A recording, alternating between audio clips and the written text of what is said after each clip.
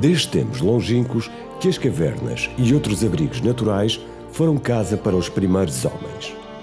Locais de refúgio, de culto ou simplesmente locais encantados pela vontade do homem.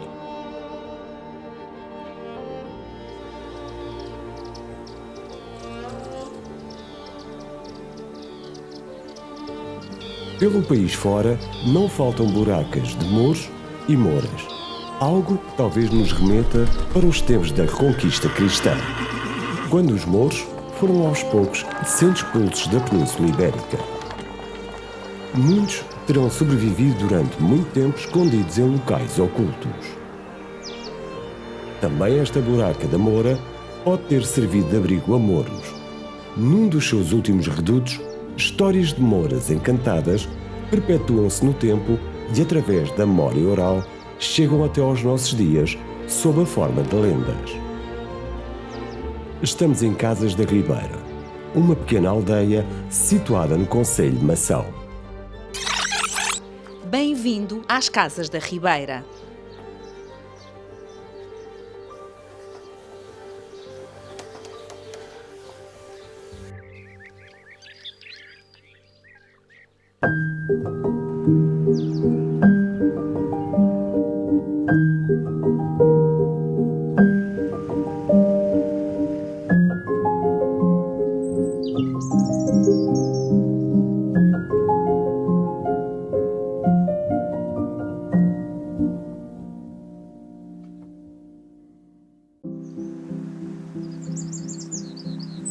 Estas fragas são preciosas para algumas aves, entre as quais a andorinha das rochas, que procura zonas mais acidentadas para construir um ninho. O ninho, feito de lama, tem a forma de uma taça. Cada postura conta com cerca de 4 a 5 ovos. É uma ave predominantemente castanha, mais clara na parte inferior, com a cauda quadrada, onde se observam algumas manchas esbranquiçadas.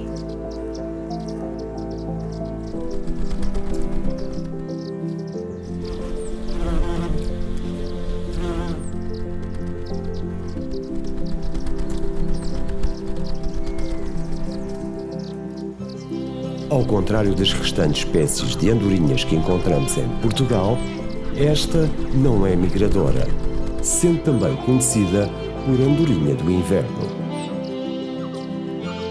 Lá fora, deparamos-nos com um imenso vale, onde passa a Ribeira de Eiras.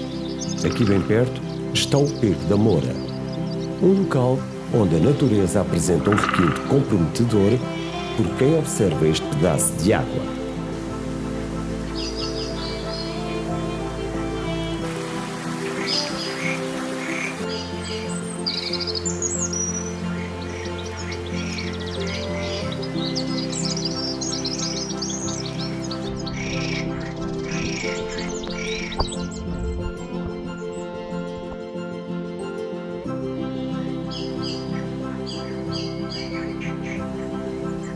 São muitos os indícios que apontam para a presença humana que outrora encheu este vale de vida e movimento. Em meados do século passado, aqui reinava a ordem. Toda esta zona de aluvião era cultivada com milho, entre outras culturas.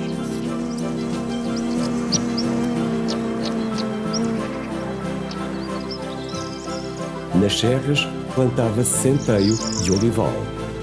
E só nas zonas menos aptas para a agricultura cresciam grandes pinheiros de onde se sangrava a resina.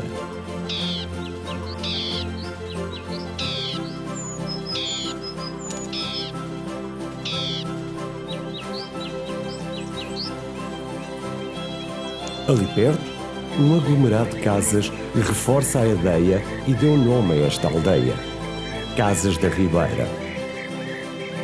Em 1527, Dom João III ordenou que se fizesse o recenseamento de toda a população do país. À data, Casas da Ribeira já contava 5 fóruns. Uma aldeia que, como tantas outras no concelho de Mação, teve os seus altos e baixos. Em 1940, contava com 328 habitantes. Nos dias de hoje, não chegam a 30. No entanto, existem gentes resilientes que aqui pretendem continuar a viver e novas ideias e projetos surgem. Com novas perspectivas de vida apegadas ao sossego e à tranquilidade que estas paisagens nos proporcionam.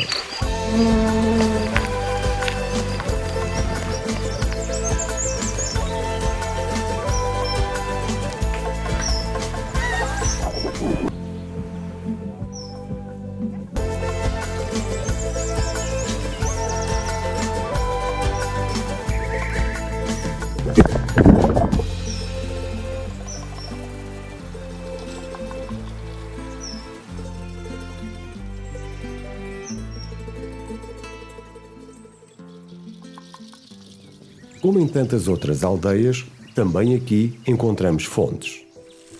A Fonte Velha acabou por sucumbir ao passar dos séculos, mas em 1936 foi inaugurada uma nova fonte. A Fonte dos Namorados. Um local de reunião, pois era por ali que novos e velhos se juntavam. Com a aldeia a ficar para trás, descemos em direção ao porto. Aqui, atravessava-se a ribeira a val, e quando o caudal era mais forte, muitos acabaram por ali perder a vida. Tempos bem difíceis. Quem aqui passe não fica certamente indiferente ao branco da cal que ilumina o monumento em memória dos falecidos. Dizem que este pequeno local de culto foi construído para fazerem a despedida aos mortos antes de seguirem caminho até Mação, onde seriam sepultados. Só mais tarde, à data de 3 de outubro de 1959, foi inaugurada a Capela do Senhor dos Aflitos. Isto aqui é conhecido pelo nicho das Alminhas. Das Alminhas porquê? Porque isto era a última paragem que tinha o defunto quando vinha das Casas da Ribeira para ir para a Mação, que era lá o cemitério. Era aqui que paravam e faziam numa reza, que era a despedida do morto que se ia embora. Há uma coisa muito interessante, que é a Pedra dos Namorados. Na minha juventude, quando passávamos aqui, tanto rapazes como raparigas, escreviam aqui qualquer coisa do seu sentimento. E o outro que vinha apagava e tornava a escrever o seu sentimento. Às vezes amorosos, com muita paixão, com muitas coisas, mas era assim a nossa vida. Era a vida que era animada, era alegre e brincava-se aqui por estas margens da ribeira.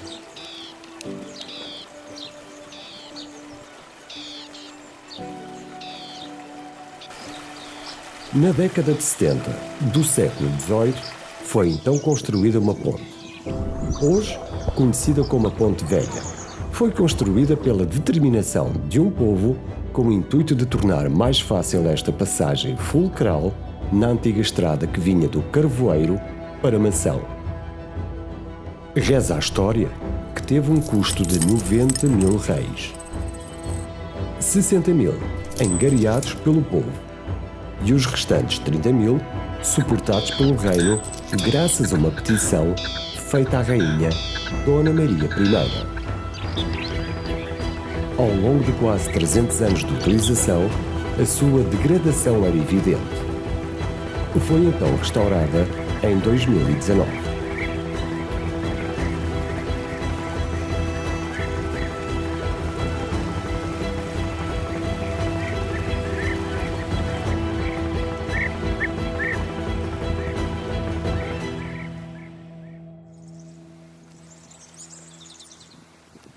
Pela serra acima, ainda se encontram gravados na rocha os caminhos percorridos pelas gentes que por ali passavam.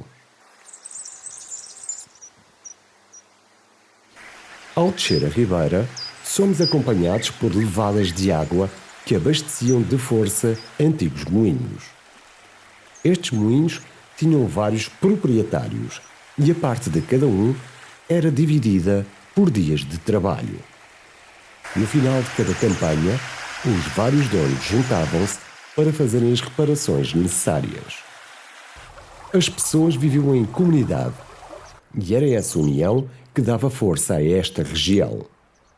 Tempos em que a cooperação tornava a realidade menos dura. Lá dentro, as pedras que moíam o milho jazem num silêncio profundo. Reformadas pela força dos tempos, vivem agora, livres de movimento. Aqui bem perto, existiu um castro ocupado na Idade do Bronze Final. Este local é conhecido hoje por Castelo Velho do Caratão. Construído no topo da serra, ladeada por 3 ribeiras. A sul, a Ribeira de Eiras. A oeste, a Ribeira do Caratão. E a este, a Ribeira do Aziral. Nesta região, há cerca de 4.000, 3.500 anos atrás, começam a desenvolver-se novas práticas económicas ligadas à metalurgia. Na região em que estamos não existem os metais que vão permitir fazer ligas de bronze, mas o Castelo Velho do Caratão é um bom exemplo de um povoado de metalurgistas que se instala nesta região, talvez um pouco mais recentemente do que eu disse, por volta de há 3.000 anos atrás, portanto 1.000 anos antes de Cristo. Esse povoado juntava uma comunidade que tinha uma economia de base agrícola, mas que explorava também na região as possibilidades em termos de intercâmbios de longa distância desse material de prestígio. E o que nós vemos, por exemplo, nesta vitrine são materiais não só do Castelo Velho do Caratão, mas de outros locais e particularmente de um esconderijo, que é o esconderijo de Porto do Concelho, de um fundidor que guardou os restos de materiais estragados em metal para os refundir. E o que nós temos nesta região é muito a refundição de peças de bronze. A ocupação do território ligada à metalurgia vai continuar até à época romana. Primeiro, como disse, com a reciclagem dos metais, depois com a exploração do ferro, a ocupação também através da arte, e numa fase já mais tardia, com a chegada da romanização, nós vamos ter um ciclo de exploração do ouro aluvial. Portanto, esse ouro é recolhido nas margens do rio e dos seus afluentes, e nós temos hoje, como testemunho dessa época, as chamadas conheiras, que não são mais do que os restos de um trabalho de lavagem sistemática dos depósitos que estão à beira do rio para procurar pepitas e blocos que tivessem vestígios de ouro. Os romanos chamaram a esta região tacos auríferos. A quantidade de ouro que existia, mas que não existe mais, porque os romanos eram muito eficientes na exploração de minérios e, portanto, de uma forma geral, esgotaram essa fonte de recursos que esta região tinha. O Castelo Velho do Caratão não é um sítio isolado na região. Em toda a formação montanhosa existem vários outros povoados. Alguns deles já terão visto noutros filmes desta série, por exemplo, o Castro São Miguel da Amêndoa ou o Castelo Velho da Zimbreira. Eles não são exatamente da mesma cronologia, do mesmo período, todos eles, mas todos andam, têm a sua fundação neste início da metalurgia, entre a Idade do Bronze Final, e depois vão alguns deles continuar a ser usados na Idade do Ferro e alguns até mesmo até à romanização. Associados, de facto, a este povoamento, há outras coisas que se podem ver na região, e entre elas a arte rupestre. A arte rupestre está presente junto de alguns destes povoados em condições diferentes. Por exemplo, no caso que estamos agora a falar, do Castelo Velho do Caratão, não muito longe existe o conjunto de gravuras de Cobragança. A Cobragança é uma superfície elevada, é um pequeno planalto, e as gravuras que foram aí representadas são sobretudo figuras concêntricas de círculos, motivos que fazem lembrar uma reflexão olhando o céu. São diferentes de outras gravuras que se encontram em Mação, por exemplo, no Ocreza, onde há representações de animais e de outras figuras.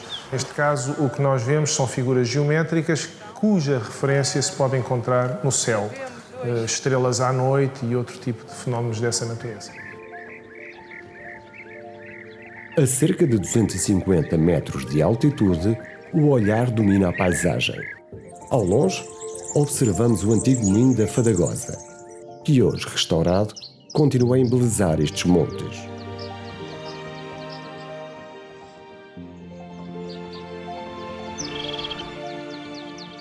Não esqueçamos que o moinho de vento, neste concelho rico em linhas de água, servia de complemento aos moinhos e azanhas que laboravam até começarem as regas necessárias à agricultura. As ruínas das antigas termas da Fadagosa são como um sussurro do movimento e vida que inebriavam esta região em tempos outrora prósperos.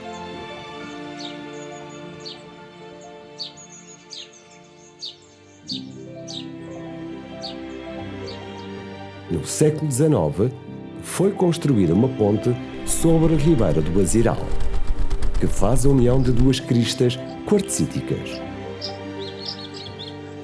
A Serra da Alfeijoeira ao Castelo Velho.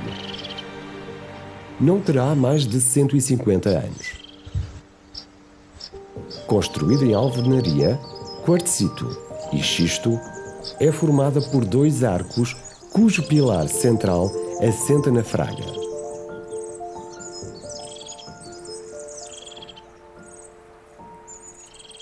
A ponte do Estreito permitiu acesso a agentes do Caratão e dos Santos, nas alturas das grandes cheias, aos olivais que possuíam na outra margem.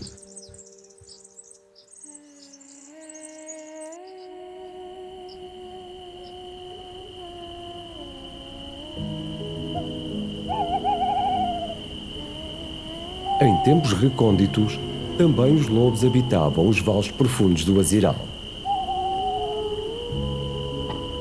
O som inóspito que aparecia como um sopro na penumbra. Houve uma vaga de lobos em toda aquela zona do Estreito de Serra, que acabaram por ser extintos pelos próprios caçadores, devido à instabilidade que eles criavam nos rebanhos. Histórias de lobos, dormidas ao relento. Uma ceia quente numa noite fria. As guerras entre pastores, cães e lobos fizeram durante muito tempo parte de conversas das populações, criando histórias e mitos que perduram até aos dias de hoje. Para quando o seu regresso?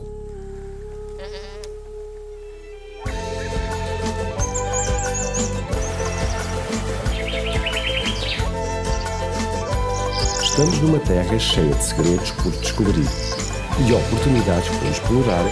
Os pontos de interesse salpicam o território.